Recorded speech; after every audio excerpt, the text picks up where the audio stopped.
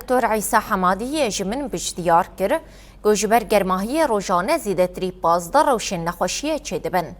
خلکن باکرو روشلات سوریه جبر گوهرتنا روشا هوایی یا گشتیو بلندبونا پیلن گرماهی و جبر گوگل کسن چارد مینن بدم جمیرین دریج دبن تاوی دا بخبتن هجمارا نخوشن جگرمی زیده بویا. درباره دا دکتر عیسی حمادی جباجار من بجش روژاواتی ویره دیار کر گوجبر گرماهی روزانه زیده 15 روشن نخوشیه چه دبن. هروها هشیاری داگل گونه هلن زارو که وان دگرمی دا درکفن و آوی زیده وخون.